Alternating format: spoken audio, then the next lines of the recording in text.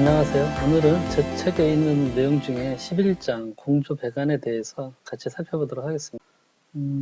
공조 배관의 이제 유량 제어, 그 각 계통마다 배관 길이가 다 다르고 또 공조 장비들, 펜콜이나 공조기나 이런 것들에서 발생되는 그 마찰 저항들이 모두 다르기 때문에 같은 한 존에 있는 그 공조 배관 한 존에 있는 그 이런 장치들에 있어서도 유량이 항상 동일하게 갈 수가 없거든요. 그리고 또 각 장치들에 설치된 그 제어 밸브들의 개폐 상태에 따라서 또 다른 그 주변의 장비들의 그 압력이라든지 유량들이 수시로 변하게 되는 그런 문제가 생기고, 그렇게 되면 결과적으로 이제 그 해당 공조 기기의 냉난방 능력이 같이 변하겠죠. 그래서 이거를 제어해주는 방식들이 몇 가지 있는데, 앞서 봤던 역환수 방식, 각 기기를 통과하는 배관의 길이를 같게 하는 배관 방식이고요.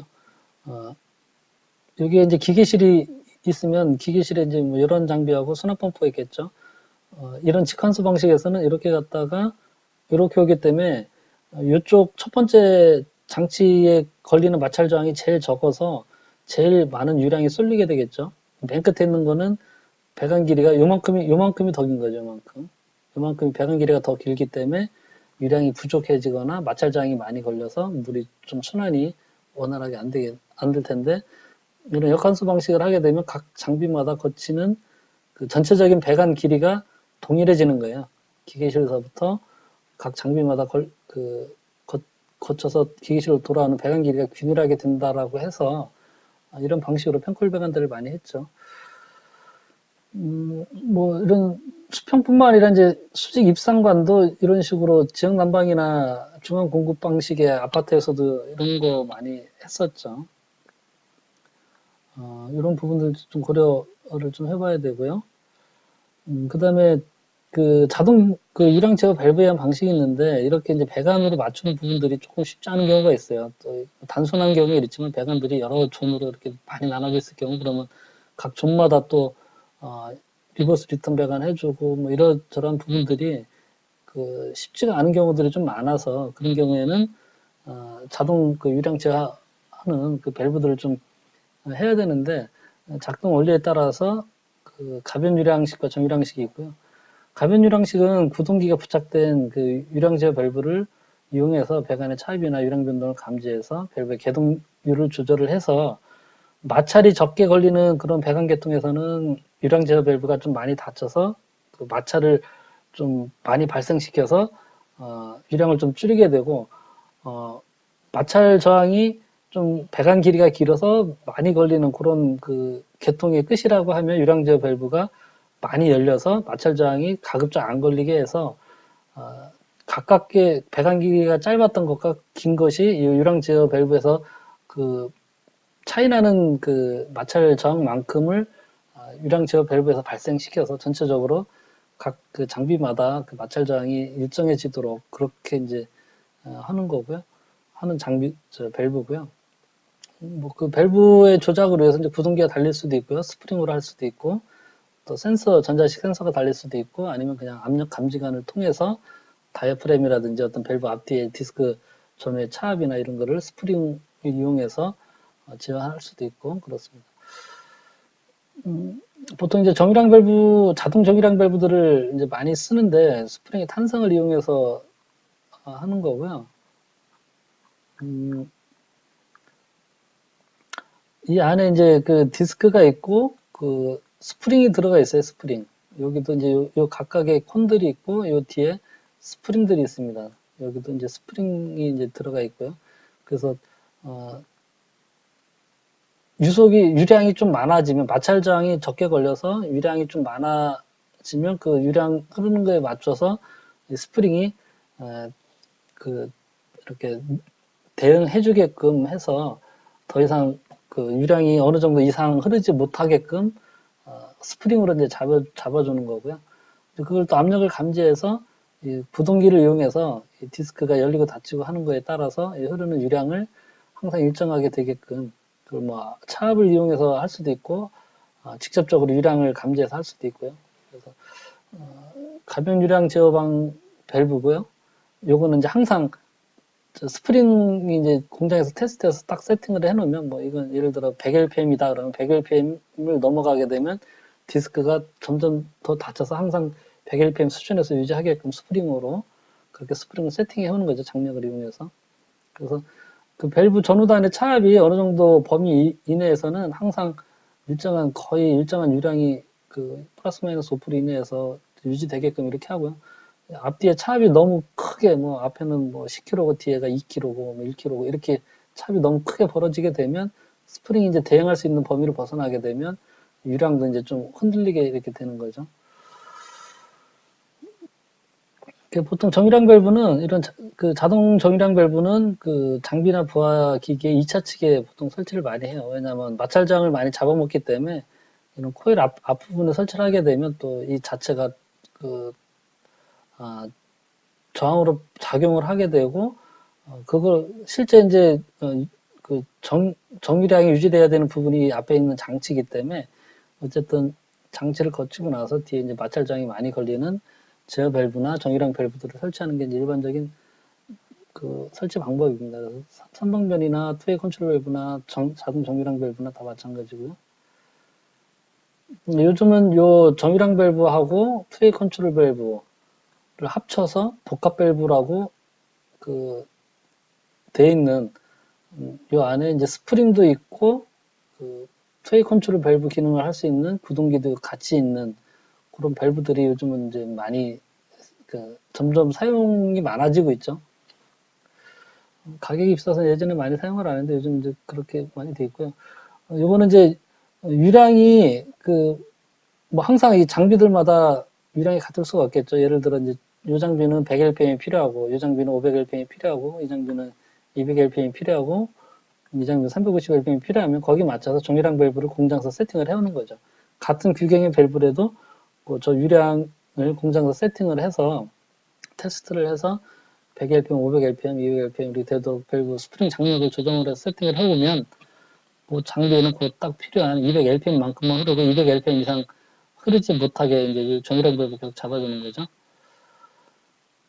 1, 2차 펌프 시스템에서도 뭐 같은 맥락이고 요즘 이제 1, 2차 펌프 시스템이라고 많이 하고 있는데 1, 2차 펌프 시스템은 그 열원 장비, 냉동기나 보일러가 이제 열원 장비가 있고 여기에 이제 그 서플라이 했다 하고 리턴 했다까지 열원에서 발생된 열원 장비 발생된 그 냉수나 온수를 이렇게 순환시켜주는 그 1차 순환 펌프가 있고요. 이 1차 순환 펌프는 열원 기계하고 했다 사이에서만 물을 순환시켜주는 거고 2차 순환 펌프는 이 2차 측 내온수를 실제 사용하는 그 부하 측이 건물이 예를 들어서 이제 이렇게 멀리 떨어진 건물, 가깝게 있는 건물, 또는 건물 높이가 엄청 높아서 낮은 층에 있는 저층부, 중층부, 고층부 이렇게 될 수도 있고요. 이렇게 2차 측이 여러 가지 존으로 나눠져 있고 그 존에 각각의 마찰 손실, 배관의 길이가 달라서 마찰 손실이 달라지는 경우 거기에 필요한 만큼만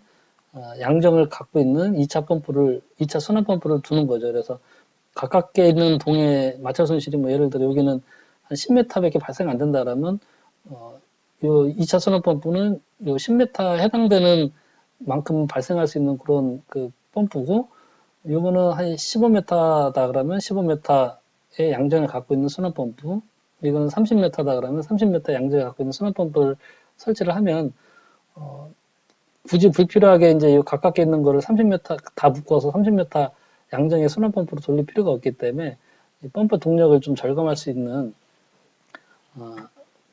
그런 이제 측면에서 이제 1, 2차 펌프 시스템, 요게 이제 1차 순환 펌프, 요게 2차 순환 펌프 이런 방식이 요즘 큰 건물에서는 이제 많이 쓰고 있어요. 건물이 수직 층고가 높다든지 아니면 여러 개 건물로 분산되고 수평 거리가 좀 다들 달라서 좀 멀다든지 하는 경우에 이제 이런 시스템으로 되어 있는 경우들이 좀 있고요. 많이 좀 점점 늘어나고 있죠. 그래서 어쨌든 2차 순환 펌프는 보통 인버터를 부착을 해서 이 부하 장비들의 그 부하 상태에 따라서 그 인버터로 제어를 하고 보통은 이 끝에 이제 말단에 차압 밸브를 차압 센서를 달아서 말단 차압에 의해서 꼭 필요한 그 유량 흐르는 정도의 그 차압만 발생되도록 그 순환펌프의 회전수를 최대한 줄여가면서 에너지 절약 운전이 되도록 하는 그런 방식들이 좀 많이 되고 있고, 1차 순환펌프는 냉동기나 보일러에 필요한 최소한 유량이 있기 때문에 이런 유량이 변동이 되면 에러가 뜨거나 하는 문제가 있어서 보통은 이제 정속으로 많이 쓰고는 있는데, 인버터 요즘은 뭐 보일러라든지 냉동기가 인버터로 운전되는 경우가 많이 있어서 인버터로 운전되는 경우에 같이 펌프도 그 인버터 제어를 하는 것도 뭐 불가능한 건 아니죠. 충분히 이제 가능한 이야기고요. 그건 이제 상황에 맞춰서 이렇게 해야 될 것 같고요. 관객이나 구역 밸브에 의한 방식이 있는데, 이거는 각 계통에 흐르는 마찰 저항이 일정해지도록 광경을 다르게 한다든지 아니면 수동 밸브를 두어서 이제 하는 경우인데, 수동 밸브, 예를 들어 이제 거리가 가까운 쪽에는 수동 밸브를 많이 닫아서 마찰 저항이 많이 걸리게 한다든지 아니면 광경을 좀 적게 선정을 해서 배관에서 마찰 손실이 많이 걸리게 한다든지, 이 긴 배관 쪽에는 관경을 좀 넉넉하게 선정을 해서 마찰 저항이 단위 미터당 마찰 저항이 좀 적게 걸리게 한다든지 아니면 이 개폐 밸브, 수동 밸브를 뒀는데 이 밸브를 100%다 열어서 마찰 저항이 거의 걸리게 하지 않아서 가까운 배관과 먼 배관, 긴 배관의 전체적인 마찰 저항이 같게 한다라고 하는 것인데, 사실 이게 굉장히 좀 어렵죠. 이걸 현실적으로 계산하거나 뭐 어떻게 조절하는 게 쉽지가 않기 때문에, 그리고 또 각 공조 장치에 있는 트웨이 컨트롤 밸브 개폐 상태에 따라서도 또 압력의 어떤 변화들이 생기고 이래서 사실상 이 부분은 아주 옛날에나 뭐 수동 발환식 밸브 설치해서 했지, 요즘은 거의 이 방식은 사용하지 않습니다. 그 다음에 이제 공조부하에 따른 펌프의 운전 제어를 보면, 펌프는 보통, 뭐 공조 장비들은 다 펌프뿐만 아니라 부하경에서 선출된 최대 부하에 의해서 보통 이제 결정을 하죠. 펌프의 유량이나 양 정도 최대 부하에 대항할 수 있도록 그렇게 하는데, 그렇게 하다 보니까 실제 대부분의 건물에 설치된 펌프는 설계 시에 유량이나 양정 대로 한다 하더라도 실제 필요한 것보다는 사실 상당한 여유치가 있는 상태가 되고요. 대부분의 일반적인 부분부하 운전 상태에서 또 이제 펌프 제작사나 이런 데서 설계치보다 이제 조금은 문제가 되기 때문에 일반적으로 또 거기서도 또 여유율이 10% 20%좀 많게 그렇게 제작이 돼요. 그래서 실제 보면 굉장히 펌프가 유량 양정에 여유가 있는 경우가 대부분이고요. 그래서 이제 그런 상태에서 공조 배관이 운전이 되면서 어떤 부분부하 상태가 돼서 각 공조 장치들에 설치되어 있는 부하 측 장비들의 트웨이 컨트롤 밸브가 점점 닫히게 되면 공조 배관을 통해서 서플라이 했다 해서 장비를 거치고 다시 리턴 했다로 돌아와서 냉동기 쪽으로 이렇게 들어가는 리턴 환수되는 유량이 부족해지는 경우가 생겨요. 이렇게 환수되는 유량이 부족하게 되면 냉동기 자체에서 이제 냉매의 압이 크게 이제 불안정하게 이제 바뀌면서 알람이 발생돼 냉동기가 정지되게 되죠. 그래서 어쨌든 이렇게 트웨이 컨트롤 밸브를 사용하는 변유량 방식의 공조 배관에서는 이렇게 순환되는 물의 양이 줄어드는 문제 때문에, 변유량이기 때문에 순환되는 양이 줄어드는 문제 때문에 이 순환되는 양이 일정치 이하가 되지 않도록 해야 되는데, 이제 그것 때문에 필요한 게 차압 조절 밸브입니다. 이 차압 조절 밸브는 보통 이 냉수 공급했다와 환수했다 사이에 보통 기계실에서 이제 설치가 되죠. 그래서 이쪽에 장비들에서 트웨이 컨트롤 밸브들이 많이 닫혀서 다시 기계실로 돌아오는 이 환수 유량이 줄어든다 하더라도 줄어들게 되면 이 냉동기에 흐르는 유량이 적어져서 냉동기에서 알람이 발생되겠죠. 보통은 일반 정속 정속 냉동기인 경우에는 보통 한 7, 80% 정도 이하로 유량이 떨어지게 되면 알람이 이제 뜨게끔 보통 그렇게 설정이 많이 되어 있는데요. 인버터인 경우에도 보통 이제 50% 정도 이하로 떨어지면 잘 제어가 안 돼서 이제 알람 발생하게끔 그렇게 업체에서 이제 해놓은 경우가 있어요. 물론 이제 그거를 냉동기에서 유량으로 그 센싱을 하지는 않지만 냉동기 안에 냉매 압력으로 센싱을 하지만 어쨌든 보통 업체에서 얘기하는 건 한 70, 정숙 냉동기인 경우는 7, 80%, 변속 냉동기인 경우에 이제 일반적으로 50%인데 뭐 많게는 한 30%, 2, 30%까지 냉수 유량이 줄어들게 되면 인버터 냉동기도 알람이 뜨게끔 이제 그렇게 되어 있고요. 그래서 유량이 어느 정도 이쪽 토요 컨트롤 밸브에서 많이 줄어들었을 경우에 그거를 돌려주기 위해서 냉동기에서 필요한 최소 유량을 확보하기 위해서 설치한 게 차압 밸브예요. 이게 이제 차압 밸브의 1차적인 그 사용 설치 목적이고요. 이제 두 번째는 이쪽에서 이제 밸브들이 많이 닫히게 되면 이 각각 기계실에서 이제 가깝게 있는 부분들에서는 이제 압이 그 높게 차압이 많이 발생이 되기 때문에 기계실에서 가까운 부분 속에 있는 쪽에서 이제 올라가는 그 차압들을 해소해주기 위해서 일정한 서플라이어가 리턴 쪽에 특히 이제 서플라이 쪽에 압이 높아지게 되면 그 압을 이렇게 리턴 쪽으로 빼주는 거죠. 일정한 유량을 빼주면서 그 압이 서플라이 했다가 리턴에 했다의 압이 일정한 압이 되도록 그렇게 해주는 게 이제 차압 밸브의 2차적인 목적이고요.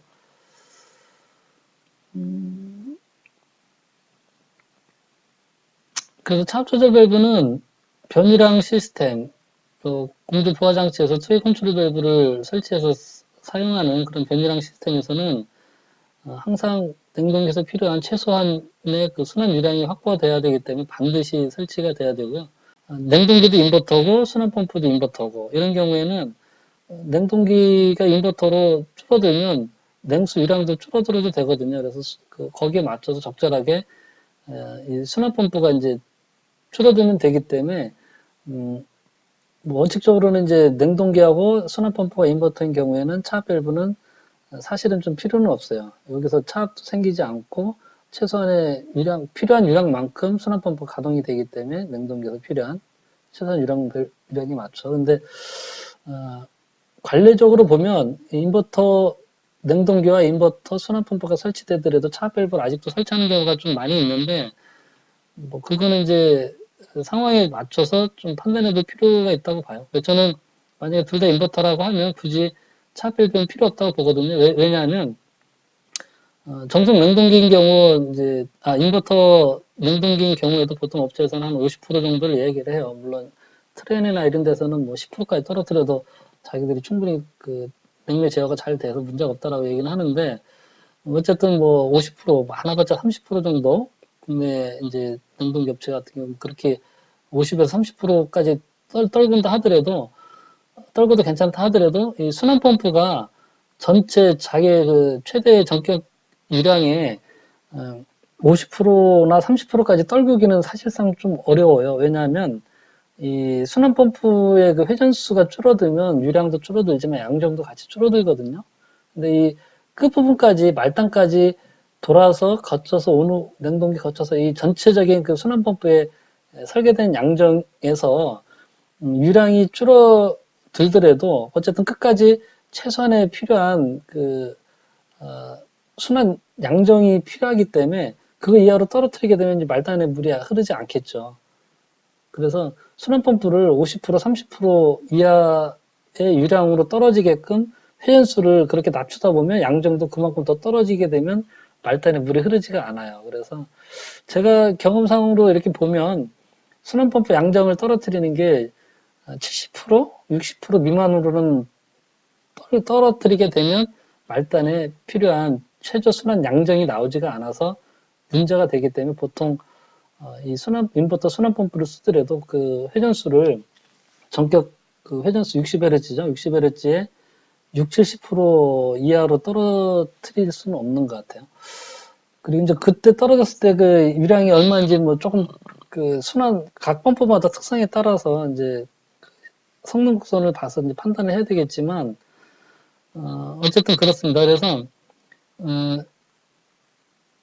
뭐 요 그 순환 펌프를 인버터 순환 펌프를 쓸 경우에는 나중에 맨 처음에 이제 펌프 그 발주를 내실 때 성능 곡선을 봤잖아요. 우리가 이제 유량이고 양정이고 보통 이제 뭐 이렇게 생긴 성능 곡선을 받을 때 뭐 우리 필요한 필요한 유량과 양정에 요지정에 해당되는 뭐 펌프 이렇게 해서 선정을 하는데 인버터 순환 펌프 냉수 순환 펌프가 인버터 순환 펌프인 경우에 반드시 헤르츠별로 이렇게 줄어드는 그 시험 그 성적 그 공장에서 테스트를 하셔야 돼요. 그래서 그 어느 정도 줄었을 때 이 말단까지 필요한 최소 양정이 나오는 그 헤르츠가 몇 헤르츠인지를 봐서 그거보다 더 떨어뜨리게 되면 말단에 물이 흐르지 않기 때문에 자동제어 세팅을 할 때 그 포인트를 알아야 되거든요. 그 예상하려면 공장에서 성능 시험을 할 때 이렇게 그 헤르츠별로 유량 곡선들을 그 만들어서 갖고 계셔야 돼요. 그리고 나중에 테스트 할 때도 그 TAB 할 때 중공대 시운전할 때도 이 펌프 헤르츠를 줄여가면서 줄였을 때 이 말단의 밸브를 100% 열어서 자기 필요한 최소 뭐 예를 들어 말단이 100LPM이면 펌프 헤르츠를 최대한 줄였을 때 100 LPM은 나와야 되잖아요. 그거보다 떨어지게 되면 그 이하로 헤르츠를 줄이면 안 되겠죠. 그래서 그런 TAB 설정이 좀 필요하고요.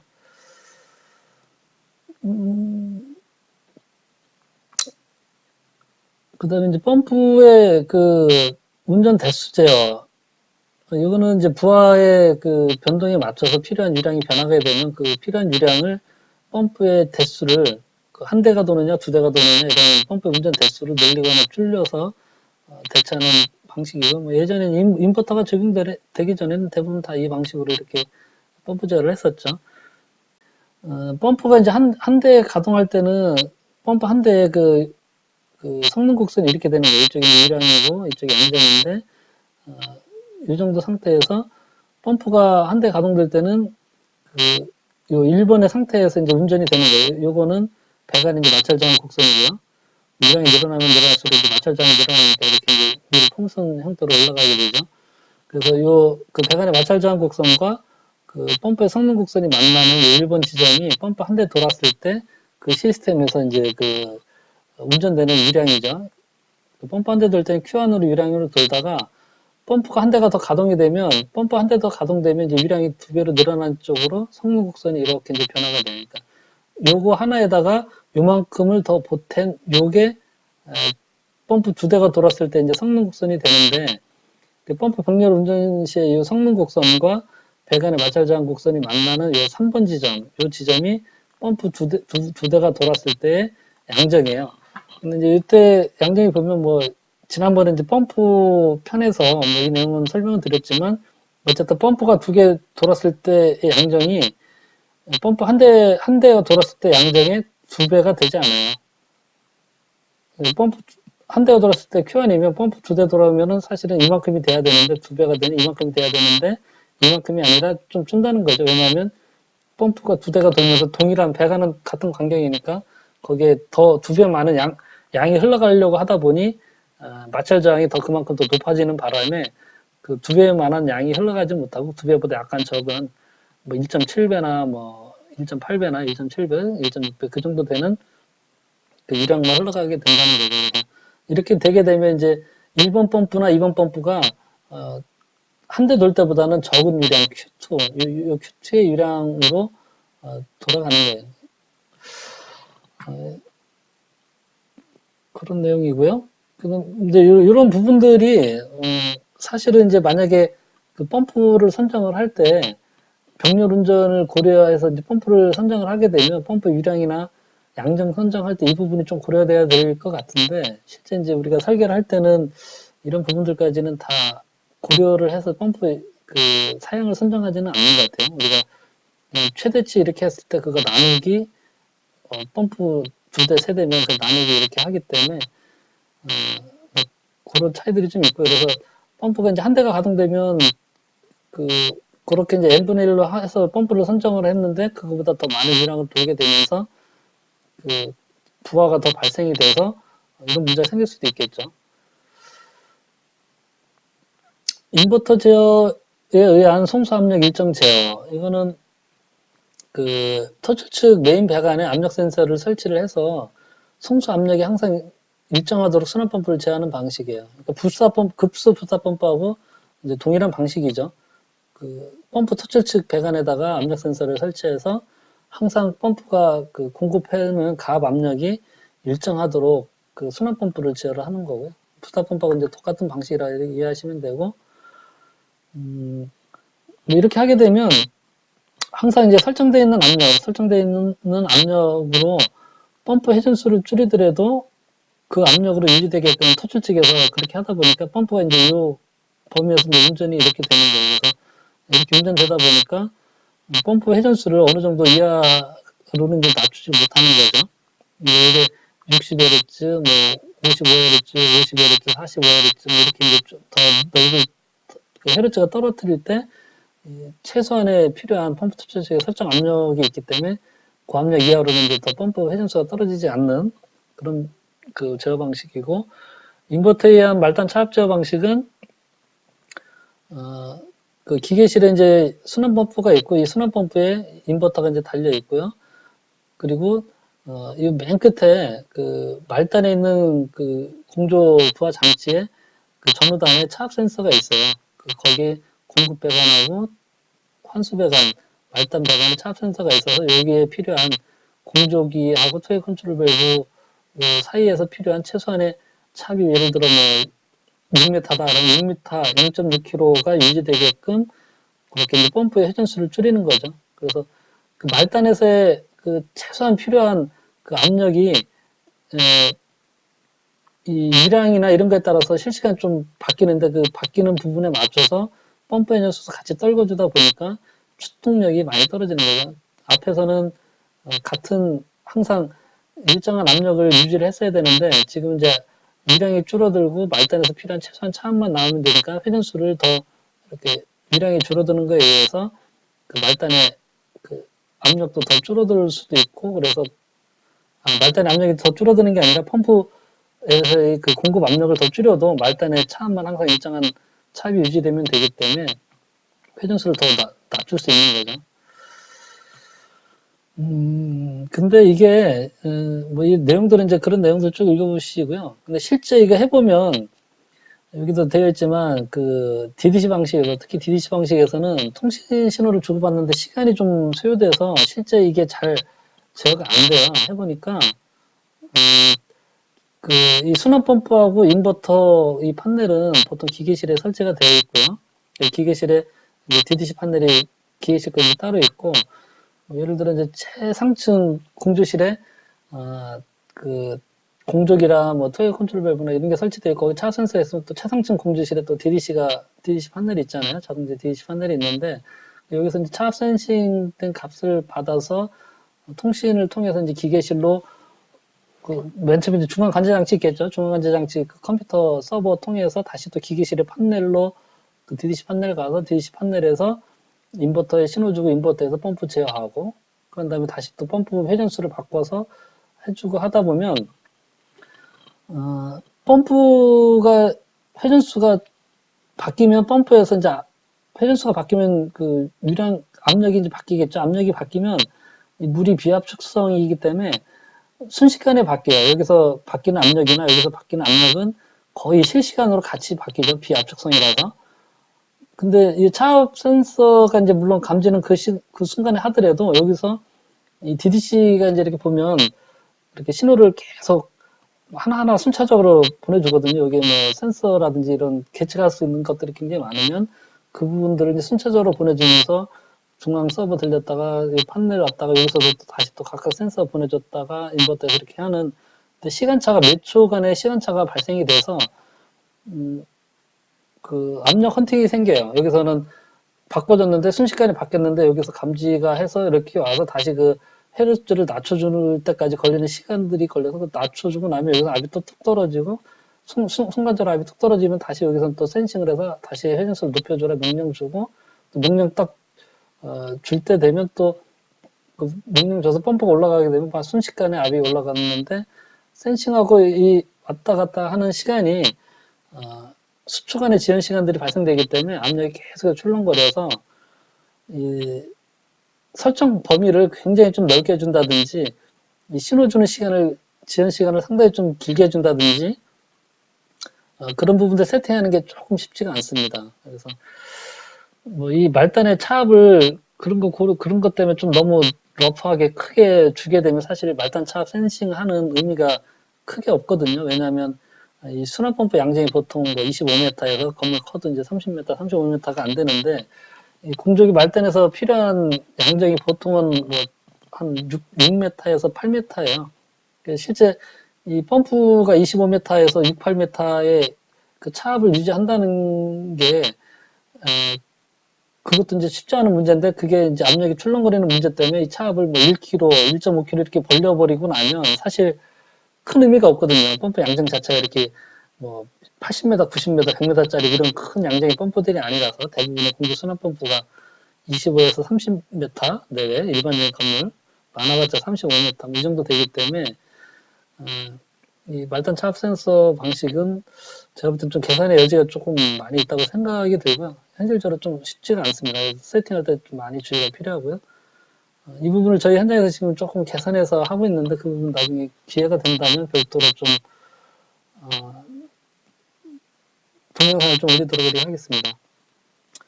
그 다음에 이제 가장 그 이상적인 방식이라고 얘기하는 게 이제 제어 밸브의 궤도 정보를 이용한 인버터 제어 방식인데, 이거는 각 부하 측 공조 장비에 설치된 그 자동 제어 밸브, 복합 밸브거든요. 유량 값들을 그 실시간으로 이렇게 계측할 수 있는 그런 그 성능이 있는 제어 밸브들에서 그 밸브들의 흐르는 유량을 실시간으로 카운트해서 각 밸브에 필요한 그 흐르는 유량만큼만 펌프 다 합쳐서 그 펌프가 돌게끔 한다는 거죠. 그래서 요 각 펌프마다 뭐 궤도율 정보를 받아서 그 궤도율에 따라서 그 유량값으로 환산을 한다든지 아니면 실시간으로 여기 흐르는 유량값을 이 밸브로부터 받든지 둘 중에 하나겠죠. 그렇게 해서 이 밸브들의 궤도 상태나 흐르는 유량 상태에 맞춰서 이 펌프가 이 각 밸브들의 그 유량의 합계만큼 흐르도록 그렇게 이제 제어를 하는 게 이제 가장 이상적이다라고 이제 그 하고 우선 에너지도 가장 그 절감할 수 있는 그런 방식이라고 진보된 방식이라고 이제 되어 있고요. 어쨌든 간에 이렇게 하려면 실시간으로 그 제어 밸브 궤도율이나 유량 값들을 계측이 가능한 이제 밸브가 설치를 해야 되고요. 그래서 어쨌든 그렇게 하는 방식이 제일 에너지 절감 효과가 크다. 그 다음에 말단 차압 제어, 그 다음에 이제 공급 압력 일정 제어, 부스터 펌프 같은 방식, 그 다음에 펌프 대수 제어.